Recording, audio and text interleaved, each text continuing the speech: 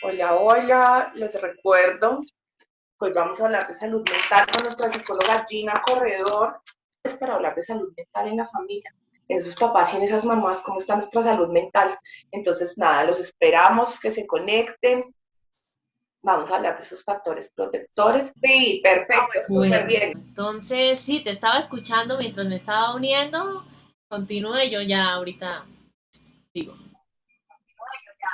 Perfecto, les estaba contando a todos que pues nada, que vamos a hablar de salud mental en papás, en mamás, de esos factores de protección que son tan importantes y pues que tú eres nuestra psicóloga de cabecera, Gina, Sí, que ya llevas varios bastante. tiempos, ya Sí, mucho tiempo hablan, tratando con familias y con adolescentes, entonces qué mejor que todos invitarlos a que conozcan tu trabajo, a que conozcan tus redes sociales, que vayan a psicoinfantil adolescente y que busquen tu canal de YouTube también para que puedan conocer mucho mejor tu trabajo. Sí, en realidad es mental. Algunos ya saben, otros no, pero digamos que el 10 de octubre se celebra el Día de la Salud Mental, que es como una fecha en la que la Organización Mundial de la Salud busca que nos concienticemos no solo, digamos, de poner la atención a la salud mental cuando ya hay problemas, sino desde antes cómo podemos prevenir y promover ciertas pautas que sean saludables, ¿sí? Entonces, que es súper importante. Entonces, hace algunas semanas, aquí en este espacio estuvimos hablando de esos factores de riesgo de esa salud mental en la paternidad. Entonces, digamos que eso ahí está guardado en el perfil de Teacher Home Colombia por si quieren ir a revisarlo.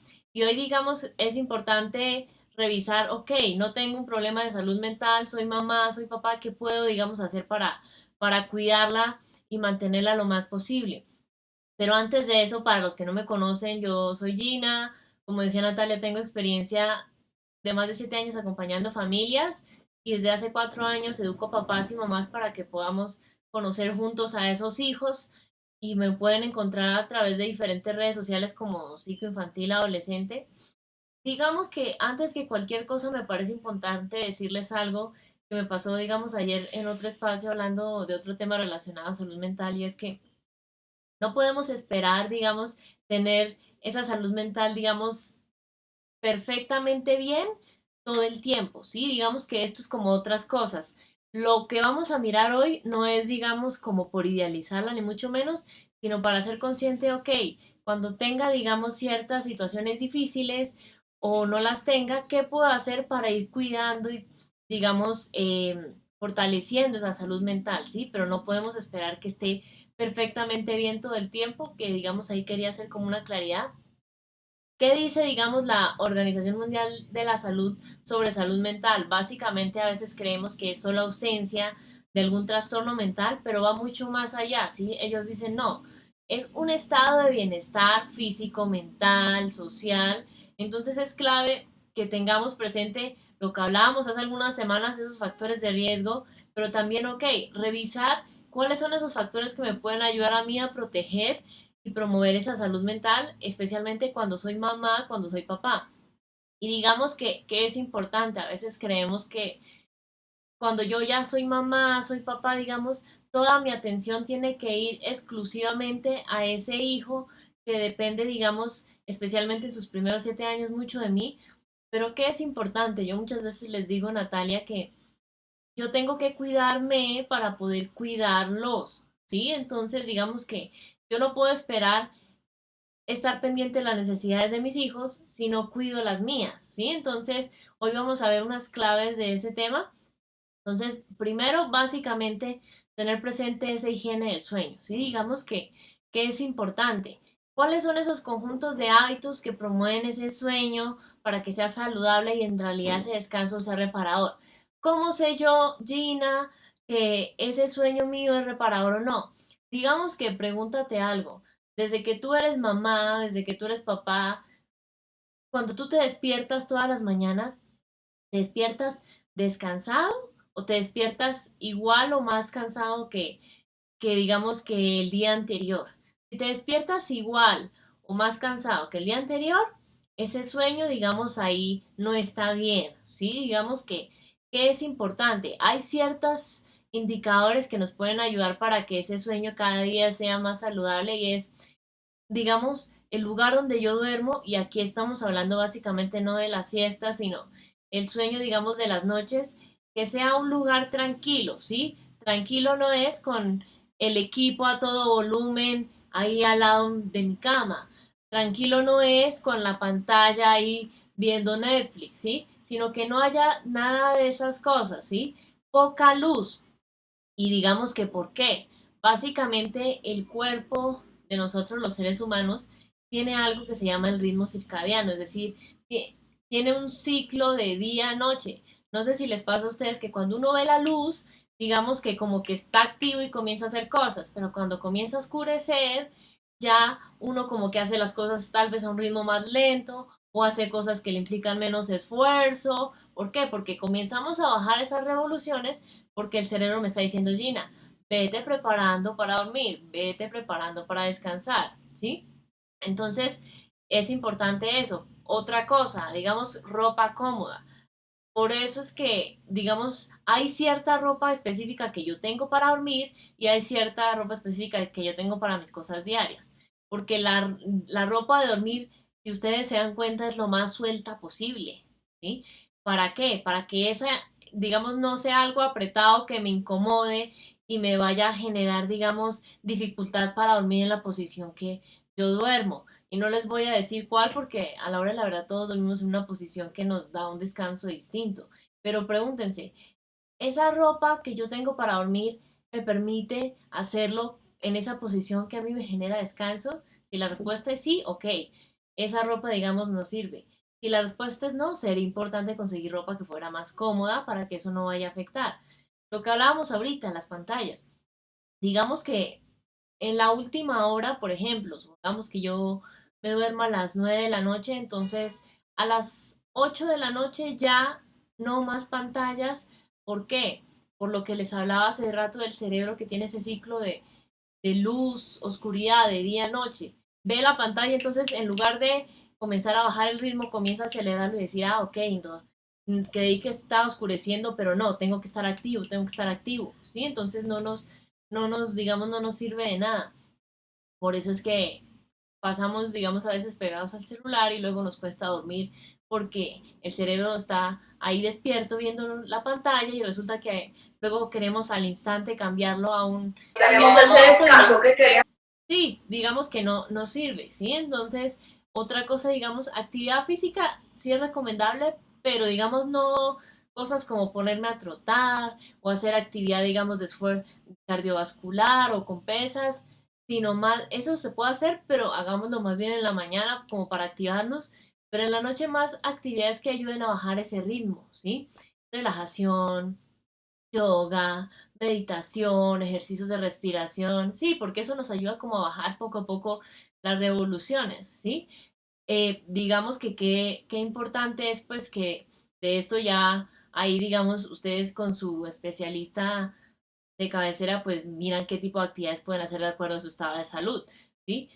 Digamos que por ejemplo yo hace algunos años yo tenía unos ciertas dificultades para conciliar el sueño y comencé a hacer unas meditaciones antes de dormir y debo decirles que el cambio ha sido abrupto, es genial porque prácticamente ya quedo lista para dormir y solo es apagar la luz que tengo al lado y ya, ¿sí? Entonces, pero digamos varía en cada quien y de acuerdo al gusto que ustedes tengan, pero eso digamos nos ayuda.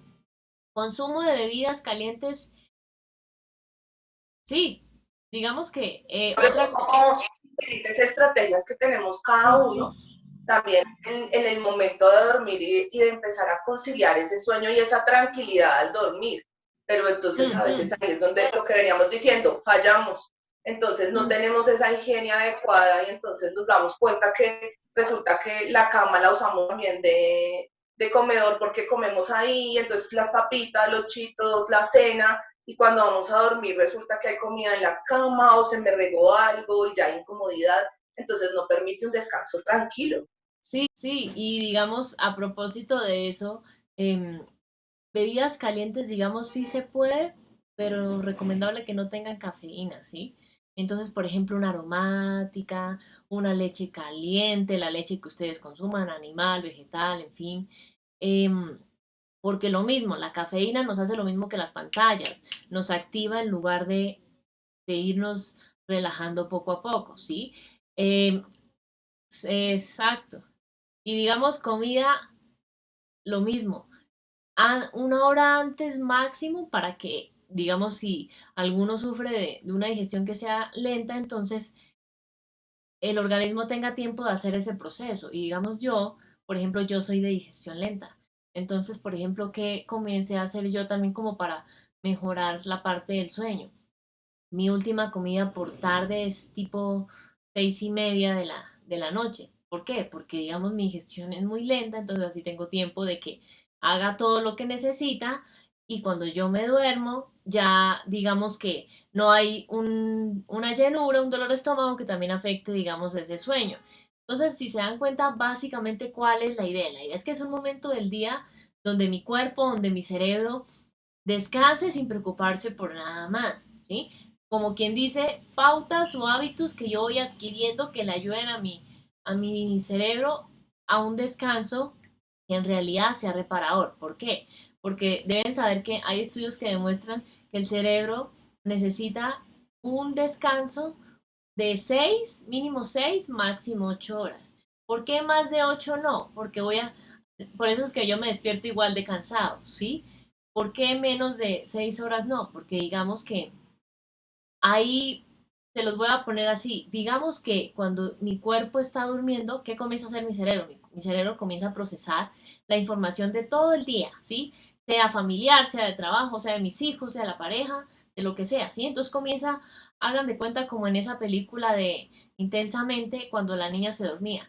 ¿Qué hacían algunos muñequitos? Comenzaban a organizar la información, eliminar las cosas que no iban a volver a usar y digamos que cuando ya despertaba, pues ya como tal hacía algo totalmente mucho más activo de sus rutinas, ¿sí? Entonces, a la hora de la verdad, ¿qué es importante? A veces creemos, pero Gina, es que yo soy mamá o yo soy papá, esto es muy difícil. Yo entiendo, por ejemplo, que especialmente llámese cuando el hijo está enfermo, llámese cuando soy mamá primeriza o mi hijo está muy pequeñito, pues digamos que ahí se altera un poco la parte de sueño, pero ¿qué deben saber? Si yo no le doy esas horas mínimas a mi cerebro para que descanse, pasa algo que se llama microsueños. ¿Qué es lo que sucede? Se los voy a poner así con un ejemplo personal. Digamos que hace unos años, cuando yo estaba en el último año de prácticas de la carrera, tocaba hacer las prácticas de la mañana, en las tardes asesorías y en la noche me tocaba clases. A veces literal yo me acostaba es que a ver en el noticiero con mi mamá. ¿Y por qué digo así? Porque yo me acuerdo que salían los titulares, ¿no? Pero de resto me fundía, ¿sí? Mi mamá luego me llamaba nena, pero se quedó dormida. Y yo no me di cuenta en qué momento me quedé dormida. Dos, no lo planeé. No dije voy a acostarme ahí para dormirme. ¿Y a qué me refiero? De cierta forma, si yo no le doy a mi cerebro ese descanso, él lo va a coger en el momento que yo menos espere. Entonces, cuidado, digamos, con ese tipo de microsueños, porque por eso es que a veces uno escucha personas que, por ejemplo, que van manejando a altas horas de la noche, se quedaron dormidos y tuvieron un accidente. ¿Por qué? Porque no le dieron a ese cerebro las horas que estaba pidiendo. Entonces, él se las pidió. No, no es que el cerebro va a decir, ay, no, pobrecita, Gina va manejando. No, ¿sí? Digamos que ahí es importante porque las La carretera, cuando está en carretera es muy frecuente. Exacto, entonces, digamos que es importante, apoyémonos de esa red de apoyo, ¿sí? Llámese si soy papá, soy mamá, tengo una pareja, llámese si soy papá soltero, ok, de ese círculo familiar. Siempre hay personas que nos pueden apoyar en todo el tema de la crianza, porque la idea es criar en tribu, ¿sí? Como tal, los seres humanos somos seres sociales, entonces, ¿qué de malo tiene, por ejemplo, que para yo hacer algunos pendientes en la mañana, tal vez, digamos, me hagan el favor de apoyarme con algo de mis hijos y mientras tanto, ya poco a poco en las tardes puedo hacer actividades que sean mucho más descansadas, de forma que no me queden las noches, me acueste tarde y luego afecte esas horas de sueño. Comiencen a revisar a qué hora me estoy acostando, a qué hora me estoy levantando. Si no es de 6 a 8 horas, sino que se excede de ese tiempo o es menos, ahí tenemos que trabajar en eso, ¿sí? Porque lo que les decía, yo no puedo esperar que el sueño de mis hijos sea saludable si yo no tengo hábitos de sueño saludables, ¿sí? Entonces, eso es importante, digamos, en ese primer tema. Segundo tema que con Natalia lo hemos hablado varias veces, esa parte de esa inteligencia emocional. Y sé que ahorita decimos mucho de eso, ¿no? Se tiende a decir mucho, hay personas que creen que las emociones son buenas, que las emociones son malas, pero esto es falso, ¿sí? Las emociones son, ¿sí? No, yo soy la que le da una calificación de buena o mala de acuerdo a las situaciones que me suceden, ¿sí?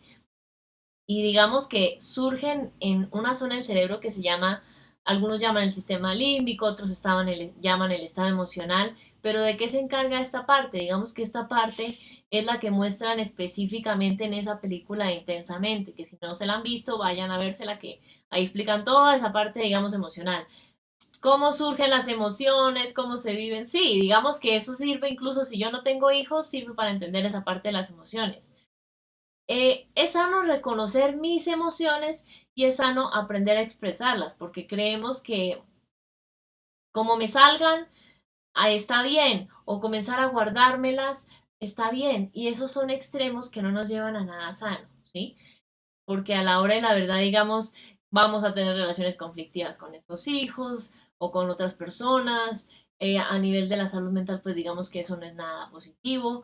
Eh, Hay una recomendación, un tip que yo les quiero dar y es que en disciplina positiva, si no estoy mal, hablan de algo que le llaman el rincón de la calma, en disciplina consciente le llaman el lugar seguro, que básicamente, ¿qué es? Ok, destinemos un lugar en la casa para que todos los de la familia, y todos los de la familia es papá, mamá, hijos, cuando nos sentimos mal por algo, llámese frustrada, enojada, triste, vamos a ir allá, a ese lugar seguro, a ese rincón de la calma, a reconocer qué es lo que me está pasando y ver alguna estrategia para ir gestionando esa emoción, llámese una respiración, llámese algún ejercicio de relajación, ¿sí? Llámese llevar un diario. ¿Y la idea cuál es? La idea es que ahí comenzamos a ser conscientes físicamente qué me pasa cuando siento esa emoción, ante qué situaciones me siento así, qué llego a pensar y ya cuando esté, digamos, en equilibrio, pues ya puedo ver, ok, ¿qué puedo hacer para que la próxima vez no vaya a reaccionar así, digamos, con mis hijos, ¿sí? Entonces, ahí se ven dos componentes. La empatía, que es aprender a reconocer, ok, cómo es esas emociones que tiene Natalia, tal vez no son las mismas que tengo yo, o si estemos viviendo la misma situación, pero no por eso, porque ella se sienta diferente a mí, no por eso la voy a juzgar, ¿no? Entonces, ahí aplico también las actividades, aprender a decirle lo que no me gusta que está pasando, pero desde el respeto. Pero yo no puedo enseñarle esa inteligencia emocional a mis hijos si no la comienzo a practicar primero en mí, ¿sí? Es como si yo le enseñara a Natalia a hacer lasaña y yo ni siquiera sé usar el horno. Ese ensayo no nos va a salir bien, ¿sí? Entonces, no va a salir bien. Aquí es muy importante hablar del diálogo en pareja y del diálogo en familia. Es vital. Si vamos a hablar de inteligencia emocional, tenemos que tener en cuenta el diálogo tanto en pareja, porque estamos hablando de la salud mental de papá y mamá, de esos papás y de esas mamás que están como enfrentándose a qué voy a hacer, no le quiero pegar, no quiero gritarlo, pero entonces me estresa, son muchas cosas y muchas emociones que se empiezan a revolver. Entonces yo creería que en esta parte es clave el diálogo.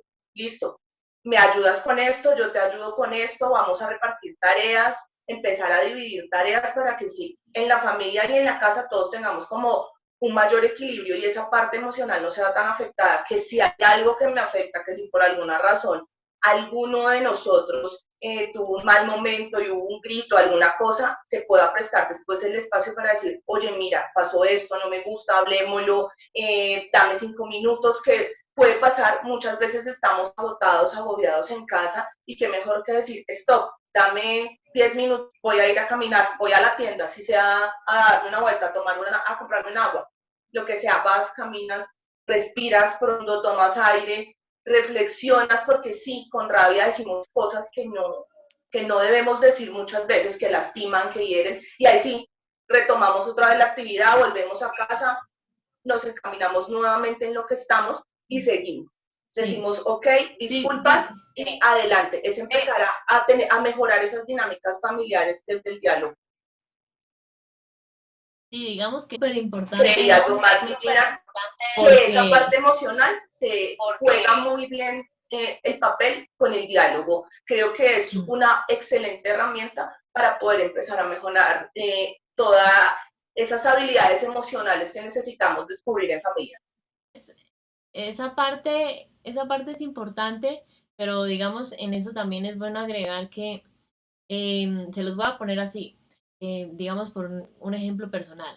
No sé si les pasa, pero por ejemplo, cuando a mí algo a veces me frustra o me da dolor de cabeza o me dan ganas de llorar de la misma frustración, de la misma rabia. Digamos que, ¿qué es importante? A veces no sé si les pasa que uno está muy alterado por algo, ¿no? Entonces a mí me dicen, no, Gina, pero cálmate. Y resulta que eso me dispara más, me hace como ponerme más prevenida. Pero ¿por qué quieres que me calme? Yo no me puedo calmar, esto, lo otro, ¿no? Entonces, qué importante es para yo poder conectarme con esa calma que habita dentro de mí, que yo les he dicho en diferentes espacios, y para yo, digamos, estar dispuesta a ese diálogo que pues tú nos dices, primero, digamos, es importante reconocer qué es lo que me está pasando físicamente ante esa emoción y nivelarlo, ¿sí? Llevarlo a un balance, llevarlo a un punto, digamos, de equilibrio. Porque vamos a suponer, Natalia, que, digamos, tú estás así muy enojada ahorita conmigo por algo. Entonces yo te digo, no, Natalia, cálmate, hablemos. Tú que me digas, no, Gina, pero ¿cómo vamos a hablar? Es que esto, es que lo otro. No vas a estar, digamos, en disposición de escucharme, ¿no? Vas a estar como muy metida en tu mundo, en tu posición y es más que lógico. Entonces ahí que es importante, normalmente, digamos, a mí me ha pasado mucho que hay papás que me escriben, mira, pero es que cómo hago que mi hijo deje de gritar, que es que pierdo la paciencia, es que esto es muy difícil, es que esto es muy duro, que deben saber, digamos, que nadie busca que seamos el papá, la mamá perfecto, porque sí, pero a veces es importante quitarnos, yo les he dicho muchas veces y aquí también lo he dicho, que colguemos esa capa de superhéroe y le mostremos a ese hijo que soy un ser corriente, ¿sí? Es decir, mamá se enoja. Por ejemplo, si mi hijo, no sé, una de las cosas que puede que a mí más me dé rabia que pase en casa es que mi hijo riegue el agua en el mantel y el mantel se mojó. Listo, ok. ¿Qué es importante? Es importante darle a conocer eso que está pasando a mi hijo. Hijo, en este momento mamá se siente un poquito molesta, ¿sí? Entonces voy a irme al rincón de la calma. Cuando me calme, hablamos, ¿sí? ¿Y por qué? Porque ahí le voy enseñando, ok, mamá está enojada, uno, dos, va a expresarlo allá en ese espacio.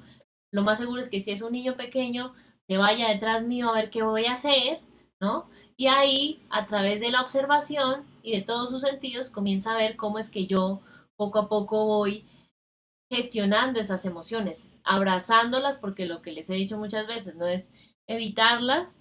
Y miren acá lo que nos dicen, cuando algo me frustra, me da ira, en el momento me hace uno de la garganta, eso le pasa a muchos, mi topografía facial se refleja inmediatamente.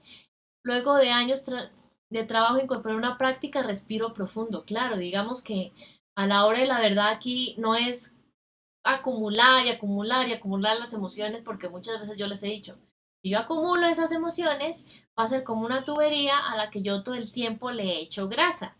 Va a comenzar a pegarse, en algún momento se va a tapar y en algún momento se va a explotar con quien sea, donde sea, como sea. Y eso puede suceder incluso con esos hijos que tú estás tratando de que no se sientan mal por lo que te estaba pasando.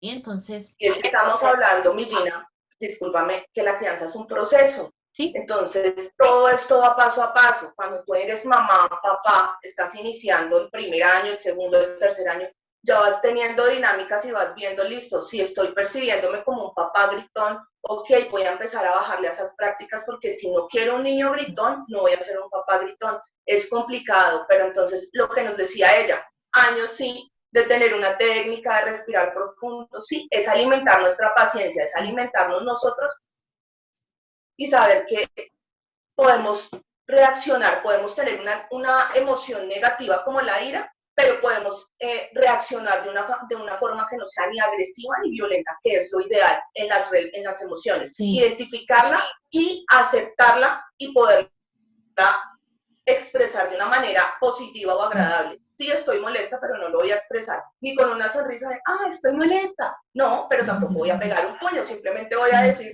discúlpame, en este momento no, dame un momento y ya, luego te atiendo o luego hablamos porque estoy enfadada o enfadado.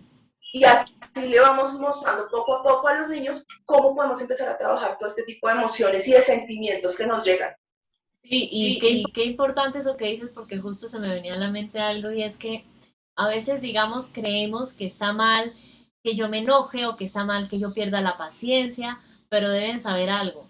A Natalia le ha pasado que pierde la paciencia, a mí me ha pasado, a todo mundo le pasa. Lo importante es ser consciente, ok, a Gina lo que le hace perder la paciencia es, no sé, por ejemplo, que mi hijo riegue el agua en el mantel o que me diga no quiero, ¿sí? ¿Qué es importante? Identifica en algún momento en que estés tranquilo, en que estés tranquila, qué situaciones hacen en casa y en otros espacios que te pongas así, que te enojes, que te frustres, que te den ganas de gritar, que te den ganas de romper cosas, ¿sí? Porque esas situaciones, digamos, es importante identificarlas para decir, ok, cuando yo me sienta así, ¿cómo voy a aprender a gestionar sanamente esa emoción? ¿Sí?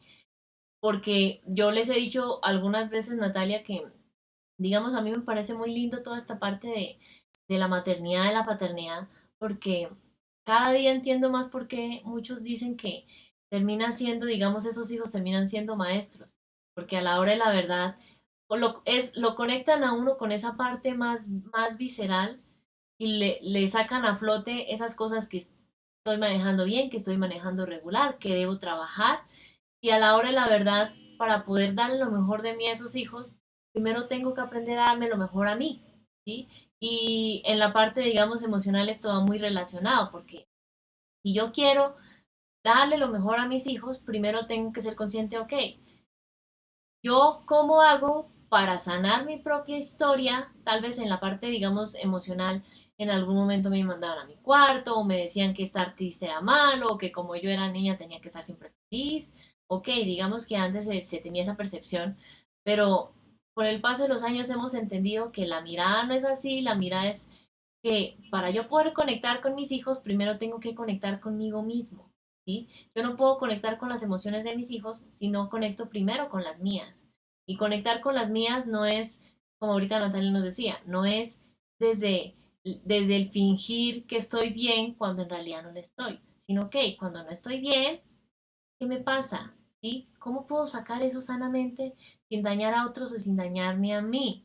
¿Sí? Entonces, es bueno para tener esa mirada amorosa con esos hijos en sus emociones, primero tengo que mirar con amor las que me pasan a mí, ¿sí? Porque esto, digamos, es un trabajo en conjunto. Yo no puedo darle a mis hijos lo que no tengo y puede que tal vez no lo tenga porque a mí me lo dieron o no me lo dieron. Ok, miremos eso desde la conciencia para ver cómo podemos trabajar eso, ya sea sanando esas heridas de infancia en un proceso con un psicólogo, ya sea un ejercicio personal diario, por ejemplo, viendo un lugar en la casa que pueda destinar para que sea ese rincón donde yo reconozca mis emociones y las exprese sanamente. Sí, hay muchos lugares en este momento que tienen en su familia un lugar en destinar en la casa donde cuando alguien se sienta alterado, vaya, descarga, reconoce qué le pasó y luego ya viene aquí dispuesto a ver cómo podemos solucionar para que esa reacción no se repita, ¿sí?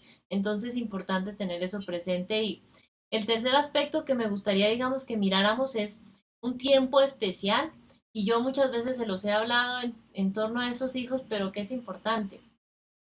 Está bien, digamos, en ocasiones que yo sea egoísta y me dé un tiempo para mí. Ay, Gina, pero es que tengo que ayudar a mi con las tareas, tengo que hacer esto en la casa o tengo que hacer esto en el trabajo. Pero tengamos presente que antes yo de ser mamá, antes yo de ser papá, soy un ser humano, ¿sí? Que debe tener tiempos de desconexión, tiempos de ocio, tiempos de recreación, tiempos de relajación, ¿sí? Ya sea con tu pareja, ya sea con tus amigos, ya sea tú sola, Porque si hoy te cuidas a ti, mañana tus hijos van a aprender a pensar en sí mismos porque tú fuiste, digamos, su ejemplo. A veces me ha pasado que de esto yo, digamos, hablo mucho y a veces hay papás que como que esto les choca o les parece un poco raro porque dicen, pero ¿cómo así? Ser mamá, dedicarme a mí, como que no va muy de la mano. Y no está mal, ¿sí? Porque digamos así era que lo pensaban antes cuando se dedicaba a formar un hogar.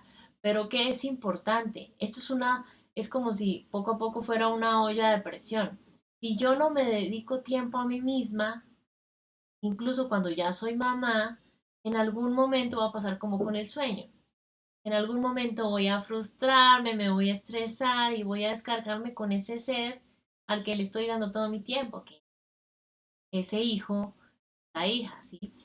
Hay algo que pueden revisar por internet, espérate un momentico, que es ese burnout o ese estrés parental, que digamos hay muchos estudios que demuestran que eso existe. ¿Por qué? Porque yo soy mamá, yo quiero hacer todo el tiempo todo lo que tiene que ver con mis hijos y resulta que en algún momento el agua me inunda porque excedió lo que yo podía hacer, ¿sí? Entonces, no sé, digamos, de ese tema tú, Natalia, ¿qué, digamos, opinas de ese aspecto? Mi Gina, yo creo que algo clave aquí es las grandes expectativas que tenemos como padres. Como Sí, mamá, claro. como papá, quiero ser la mejor, entonces tenemos las redes sociales que nos muestran a la mamá, el papá que comparte tiempo, que el niño juega fútbol, la niña baila ballet, la llevo, la traigo, le tomo fotos al niño, entonces compartimos, leemos libros, cocinamos, hacemos un montón de actividades y entonces empezamos a ver la frustración en los papás. Y empezamos a ver papás ansiosos que dicen, pero ¿cómo ellos pueden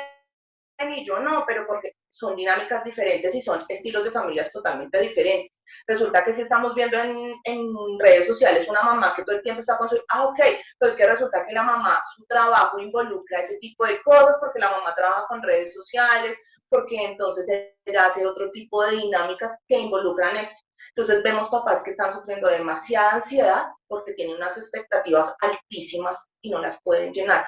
O por el contrario, gente trabajo y que precisamente bendigamos a sus hijos, porque no, con ciertas dificultades que dicen, no, yo no puedo, pero lo dejo en manos de mi mamá, terapeuta, la tía, el Ujú. tío X, y empiezo a desligarme. Pero igual me siento frustrado. Entonces es ahí cuando empezamos a ver todos esos sube y bajas de emociones y todos esos tiempos que decimos, bueno, ¿y qué vamos a hacer? Entonces ahí es cuando toca invitar a la mamá y al papá a decirles, bueno, tiempo para los dos, tiempo fuera, dejemos a este bebé o a esta bebé en casa de la abuela, váyanse a escalar, vayan a un gimnasio, váyanse a nadar, váyanse para un parque, unas vacaciones, un fin de semana. Ay, que es que los planes están muy costosos. Ok, entonces sin los niños, se van los dos solos, pero empezar ellos también a pensar ya, no que no seamos esos papás que se usaban mucho en los 90 y en los 80 es que cuando yo era joven hacía esto, ¿no? ¿Por qué no seguirlo haciendo? ¿Cuál es el impedimento? Sí, y mira eso que dices, que hay una frase que dicen, ah, no, aproveche, porque es que cuando usted se case, cuando usted forme una familia, ya no va a ser igual. Y claro que no va a ser igual, pero el hecho de que yo dedique tiempo a mis hijos no significa que no me puedo dedicar tiempo a mí. Y nos han hecho creer que si yo me dedico tiempo a mí siendo mamá, uy, no, es que es súper egoísta, qué mala madre. Y eso es falso. ¿Y por qué? Piensa en una cosa, y es que, no sé si tú has escuchado, Natalia, pero a veces yo he escuchado que a veces hay papás que, digamos, los hijos ya crecen, dejan el hogar, o por alguna cosa van a dormir en casa de otro familiar o otro amiguito, y literal los papás como que no se hallan, no saben qué hacer, porque todo su mundo es su hijo y ya. Y resulta que tu vida no puede ser solo eso, porque antes que mamá, antes que papá, soy un ser humano. Y qué importante alimentar esos tiempos en pareja, esos tiempos con esos hijos, para que ahí poco a poco voy a darle mi mejor versión de mí a mis hijos, porque no les voy a echar la culpa de que desde que soy mamá no tengo tiempo de esto, no tengo tiempo de lo otro, porque la elección es mía, no es de mis hijos. Mis hijos no nacen con una nota aquí pegada que dice olvídese de sus tiempos libres. Eso no pasa, ¿sí? En ningún lugar del mundo. No existe. Yo soy la que decide no tener tiempos para mí. Obviamente los primeros años, como son muy pequeños, esos tiempos son mínimos, ¿ok? Pero conforme van creciendo, definir, ok, este día a la semana, papá y mamá tienen una salida de pareja. Este día a la semana, al mes, por ejemplo, tal vez voy a tener mi salida con mis amigas. Y así, sí, digamos, así como mi hijo tiene derecho a sus tiempos con sus amigos en una fiesta infantil, yo tengo derecho a mis tiempos haciendo lo que a mí me gusta, tiempo de mamá, ¿sí? Y conozco familias que lo hacen y le dicen a los hijos, mira, este es el tiempo de papá y de mamá, tú mientras tanto te vas a quedar con la abuela o puedes hacer esto, y lo entienden. Y saben, ok, ese es el tiempo de mamá, y así como ellos se quedan jugando solos, en ese momento puede que mamá y papá, no sé, estén cocinando juntos, pero están solamente ellos. Y eso no es malo, al contrario, es algo súper positivo. Y yo para ir cerrando, quiero decirles algo y es que así como una planta necesita agua y luz todos los días, la salud mental es igual. Cuídala, ¿sí? Valórala para que no la pierdas, porque tu salud mental importa, ¿sí? Por eso es que todo este mes estamos haciendo estos espacios. Y a propósito de eso, quiero hablarles de un ebook que tenemos con Natalia disponible sobre esas claves para implementar una crianza respetuosa con sus hijos. Entonces, por mensaje, ya sea a Teacher Home Colombia o a mí, arroba psicoinfantil adolescente, nos pueden escribir para tenerlo. Tiene una nueva parte súper bonita que Natalia agregó de actividades para que hagan con sus niños. Adicionalmente, quiero decirles que también les vamos a estar enviando a los que nos escriban una encuesta de salud mental que yo estoy haciendo para saber, ok, ¿cómo está tu salud mental? ¿Cómo está la salud mental de tu familia? ¿Cómo puedo ayudarte yo a que cada día esté mucho mejor para ver, digamos, en los próximos meses qué te puedo dar para que cada día esa salud mental esté mucho mejor, que sea algo que no sea, digamos, un problema en tu vida y poco a poco educarnos en estos temas que, digamos, antes no teníamos tanta conciencia. Entonces, pues, si tienen alguna pregunta, algún comentario sobre este tema, nos pueden ir diciendo y mientras tanto, no sé, Natalia, si hay algo adicional que nos quieras compartir. Nada, pues para cerrar, mi Gina, yo creo que lo has comentado todo. Cierro diciendo que recuerden que también en pareja se pueden compartir tiempos que no sean esas familias de, ay, cuando éramos solteros hace 20 años no voy a decir, ¿No? ¿No? cada 6 Entiendo, meses, entiendo, cada entiendo. 3 meses. Recordar esas épocas de novios, no cada 8 días, pero sí por lo menos cada mes, ir creando esos espacios de pareja y también emocionales para cada una y para cada uno, que me quiero ver con mis amigas, que me quiero ver con mis amigos. No estamos diciendo vuelve a tu vida de soltero, pero sí reactívate como individuo para que puedas dar lo mejor de ti, a tu familia y a tus hijos. Y al comienzo va a ser difícil, ¿no? Despegarse un poco de esos hijos, pero se van a dar cuenta que conforme sus hijos van creciendo, ustedes poco a poco van a tener, ellos van a tener más tiempo con sus amigos, ustedes van a tener más tiempo en las cosas que les gusta hacer y eso no está mal porque mi hijo sabe que cuenta conmigo, yo sé que cuento con mi hijo, ¿sí? Entonces, a propósito, darles un adelanto y es que éticamente lo que yo les digo siempre, la idea es prevenir y no tener que lamentar, entonces, esa es, digamos, la idea con estos espacios. Así es, perfecto, mi Gina. Entonces, nada, les recuerdo que pasen por arroba Teacher Home Colombia, arroba psicoinfantil adolescente, nos dejen mucho amor para que podamos llegar rápido a más seguidores, nos dejen sus dudas, sus preguntas para que podamos ampliar nuestro ebook y esperemos que nos podamos ver el martes en Martes de Psicología, mi Gina, para que sigamos hablando de más salud mental. Cerremos el tema de este mes con broche de oro y pues nada, atenta a todas las inquietudes, dudas que ustedes tengan referente a cualquier tema, nos dejan el tema que quieran que toquemos y nosotras felices estaremos gustosas de hablar de los temas que a ustedes les interesen. Un abrazo, mi Gina, gracias por todo y nos vemos el próximo martes. No.